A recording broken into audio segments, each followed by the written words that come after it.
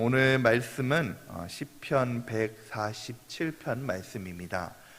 이제 저희가 시편을 거의 다 끝나가는데요.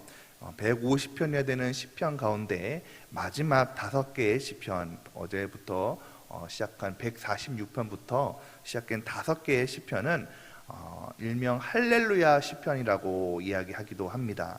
왜냐하면 처음 시작하는 단어와 마지막을 끝나는 단어가 할렐루야로 끝나기 때문에 할렐루야시라고 말하고 있습니다.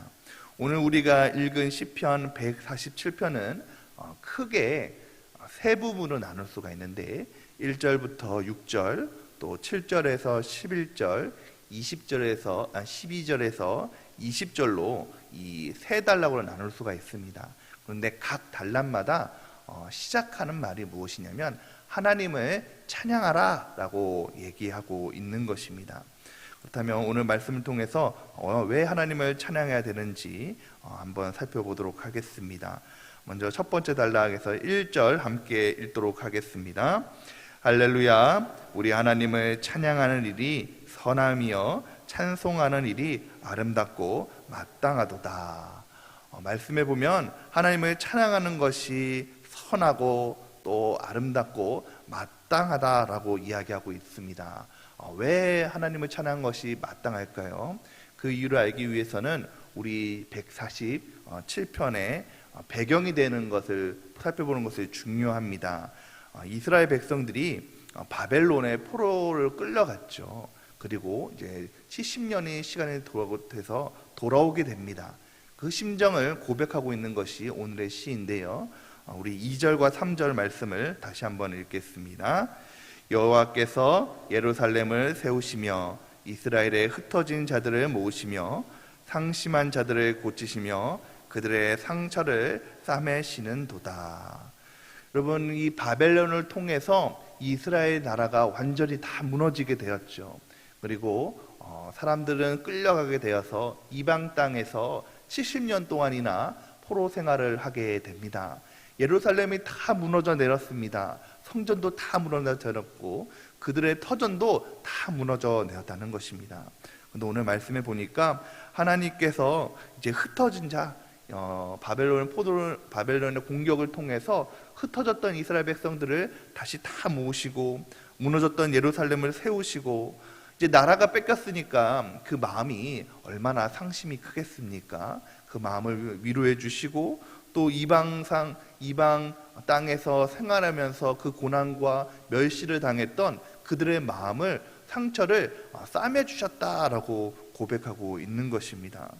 사랑하는 성도 여러분, 그렇습니다. 우리 하나님은 우리의 모든 아픔과 고통과 문제들을 다 알고 계시고 그것들을 싸매어 주시고 또 위로해 주시는 하나님이신 줄 믿으시기 바랍니다.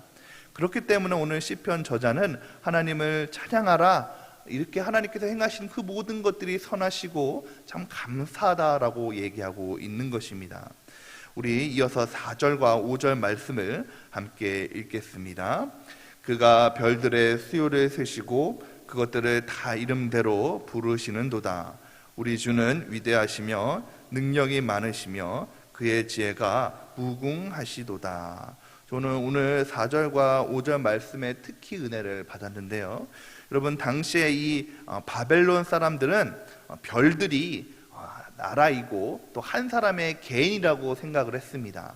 그래서 우리가 흔히 별들을 보면서 야, 저렇게 반짝반짝 빛나는 별은 너의 별이고 저 옆에 있는 별은 내 별이야, 막 이렇게 얘기한 적도 있지 않습니까? 마찬가지로 바벨론 사람들은 별 하나하나에 의미를 두고 야, 이 별은 내 별이고 또 이 별은 우리 나라고 이 별은 또 나의 공동체고 이렇게 생각을 했다는 것입니다. 그리고 그 별들을 보면서 점을 쳤다는 거예요. 그래서 그 점대로 자기의 인생을 꾸려나갔다는 것인데, 근데 여기서 중요한 것은 무엇이냐면 하나님께서는 그 지으신 모든 별들의 수요를 다 세시고 그것들을 그 이름대로 각자 다 부르신다는 것입니다. 이어서 우리 하나님은 위대하시며 능력이 많으시며 그 지혜가 무궁하시다라고 말씀하고 계십니다. 여러분, 우리 하나님께서는 위대하십니다. 능력이 많으시죠. 모든 별들을 다 지으실 뿐만 아니라 모든 세상을 창조하시고 만드신 이가 우리 하나님이신 줄 믿으시기 바랍니다. 이 하나님께서는 모든 일을 다 만드시고 이 세상을 움직이시는 분이시잖아요. 얼마나 사람으로 따지자면 얼마나 일이 많으시겠습니까? 얼마나 일이 많고 그 일들을 주관하는 것들이 많으시겠어요? 근데 우리 하나님께서는 그 바쁘신 와중에서도, 일하시는 와중에서도 내 마음과 한 사람 한 사람의 그 마음을, 내 마음을 아시고 내 소리를, 기도하는 간구를 들으시고 또 내 기분을 이해하시고 또 다독여 주시고 또 힘을 주신다는 사실을 믿으시기 바랍니다. 오늘 말씀에 보면 그 별들의 수를 다 세신다고 하셨어요. 그것은 바로 우리 모든 한 사람 한 사람, 지금 내가 살고 있는 나를 기억하셔서 나를 은혜를 베풀어 주시고 계신다는 것입니다. 여러분, 오늘 우리에게 힘이 되어 주시는 하나님, 내가 기도하는데 우리의 기도를 들으시는 하나님께서는 바로 이러한 하나님이신 줄 믿으시기 바랍니다. 우리의 모든 기도와 모든 간구가 허공으로 그냥 흩어지는, 허공에 들으는 메아리같이 들으는 그런 기도가 아니라 그 모든 기도에, 모든 간구에, 모든 아픔에 응답하시는 하나님, 들으시는 하나님이 바로 우리의 하나님이신 줄 믿으시기 바랍니다. 두 번째 단락은 7절에서 말씀하고 계시는데요, 7절부터 시작이 되는데요, 우리 7절 말씀을 함께 읽겠습니다. 감사함으로 여호와께 노래하며 수금으로 하나님께 찬양할지어다. 두 번째 단락에서 하나님을 찬양하는 이유는 감사라라는 것입니다. 너희는 하나님을 찬양하는데 감사함으로 찬양하라 라고 말하고 있는 것이죠. 왜 감사함으로 찬양하기를 말하고 있는 것입니까? 우리 8절과 9절 말씀을 함께 읽겠습니다. 그가 구름으로 하늘을 덮으시며 땅을 위하여 비를 준비하시며 산에 풀이 자라게 하시며 들짐승과 우는 까마귀 새끼에게 먹을 것을 주시는도다. 아멘. 우리가 하나님께 감사하면서 찬양하는 이유는 바로 연약한 우리에게 필요한 모든 것을 공급해 주시기 때문입니다. 이 바벨론 포로를 시대고 끝내고 돌아온 이스라엘 백성들을 생각해 보십시오. 여러분, 이제 70년 동안 타향 생활을 하다가 이제 고향으로 돌아오게 되었습니다. 고향으로 돌아오게 되니까 70년 동안 떠나있던 이들을 위해서 준비된 것이 있었을까요? 이들이 풍족함을 누릴 수가 있었을까요? 그들이 모든 것을 만족할 수가 있었을까요? 그렇지 않다는 것이죠. 모든 것이 부족했을 것입니다.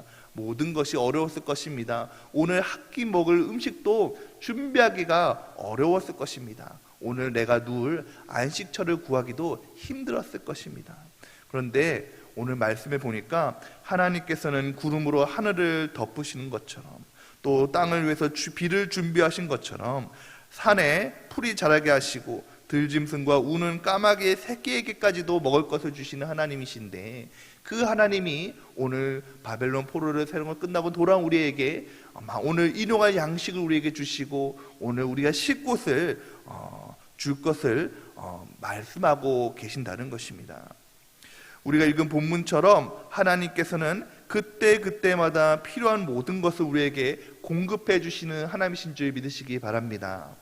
여러분, 우리가 여러 차례 들은 예화 중에 조지 뮬러라는 사람이 있지 않습니까? 흔히 이 조지 뮬러라는 사람은 5만 번의 기도 응답을 일생 동안 받았다고 하죠. 특별히 그가 2차 세계대전 때 고아원을 이제 운영했는데, 전쟁 때에 이 고아원이 풍족하지 못했잖아요. 그런데 아무래도 이 고아원이 먹을 것이 다 떨어져서 배고파서 이 어린 아이들이 울고 있을 때 이 조지 뮬러가 어떻게 했냐면 하나님께 기도했다는 것입니다. 하나님, 지금 하나님의 어린 자녀들이 밥을 먹지 못해서 울고 있습니다. 어떻게 하면 좋겠습니까? 라고 기도했을 때 옆에 빵 공장이 있었는데 빵 공장이 갑자기 불이 났대요. 그래서 이 빵 공장에 불이 나서 이 빵들을 빨리 옮겨야 되는데 이 빵들을 어떻게 처리하지 못해서 옆에 있는 고아원으로 다 이렇게 보냈다는 것입니다. 여러분, 이처럼 하나님께서는 우리가 기도할 때마다, 우리가 고난 가운데 있을 때마다, 어려울 때마다 그때마다 공급해 주시는 하나님이신 줄 믿으시기 바랍니다. 계속해서 감사해야 할 이유를 얘기하고 있는데요. 우리 10절과 11절 말씀을 함께 읽겠습니다. 여호와는 말의 힘이 세다 하여 기뻐하지 아니하시며 사람의 다리가 억세다 하여 기뻐하지 아니하시고 여호와는 자기를 경외하는 자들과 그의 인자하심을 바라는 자들을 기뻐하시는도다. 아멘. 여러분, 이 말씀 속에 여기서 말은 일반적인 우리는 그린 말이 아니라 바로 병마, 군마를 말하고 있는 것입니다. 한마디로 병거, 군사력을 말하고 있는 것이죠. 그리고 여기서 말하는 또 사람의 다리라는 것은 그냥 일반적인 사람의 다리가 아니라 바로 용사들의 다리, 건장한 용사들의 다리, 군사들을 말하고 있는 것입니다. 여러분, 이스라엘 백성들이 이제 돌아왔을 때에 그 주변에는 온통 힘센 나라들밖에 없었습니다. 온통 강하고 강대한 군대를 가지고 있었고 또 많은 병거들을 가진 군대들이 있었고 용사들이 있는 그런 힘센 나라들밖에 없었다는 것입니다. 그런데 하나님께서는 그런 힘센 나라들을 보시고 그들을 기뻐하시는 것이 아니라 이제 막 바벨론에서 돌아온 그들, 힘이 없고 능력이 없고 아무 자기를 지킬 만한 그런 사람도 없는 연약한 이스라엘 백성들을 기뻐하셨다는 것입니다.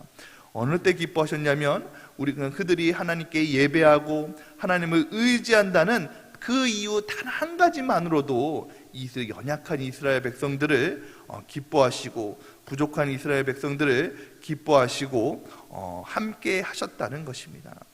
사랑하는 성도들은 그렇습니다. 우리가 연약합니다. 우리는 참 부족하죠. 그런데 하나님께서는 우리가 하나님께 예배하고 하나님께 의지한다는 것 그 단 한 가지 이유로 우리를 도우시고 우리를 힘이 되어주시는 은혜의 하나님이신 줄 믿으시기 바랍니다.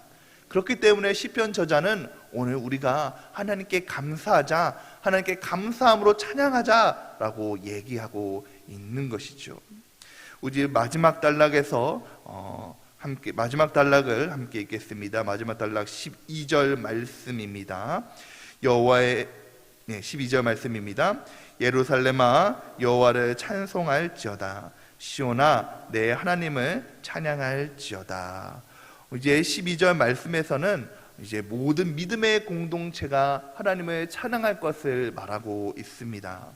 믿음의 공동체 이스라엘 시온이라는 것은 예루살렘과 시온이라는 것은 바로 하나님을 믿고 따르는 믿음의 사람들이라는 것이죠.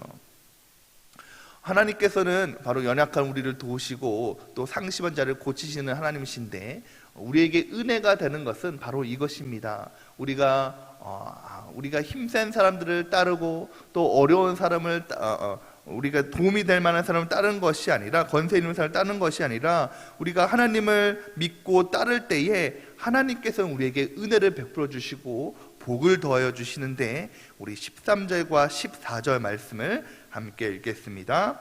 그가 내 문빗장을 견고히 하시고 내 가운데에 있는 너의 자녀들에게 복을 주셨으며 내 경내에 평안하게 하시고 아름다운 멜로 너를 배불리시며 라고 말씀하고 계십니다.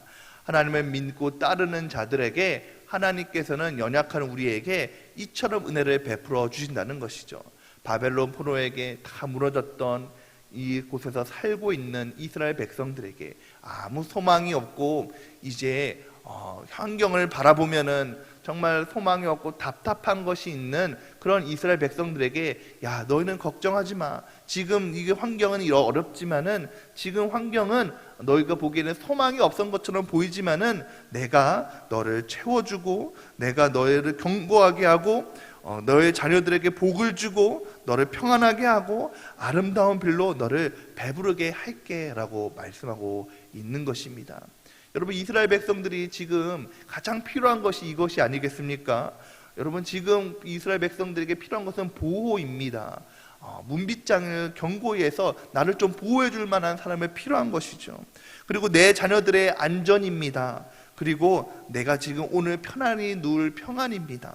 그리고 지금 내가 배부를 미리 필요하고 있는 것이죠. 이 모든 것들을 하나님께서는 내가 네 환경이 지금 그렇게 보이지 않지만 내가 다 공급해 주겠다라고 말씀하고 있는 것입니다. 언제요? 우리 12절 말씀처럼 믿음의 공동체 너희가 하나님을 온전히 믿고 따를 때 이 모든 것들을 다 공급해 주겠다라고 말씀하고 계시죠.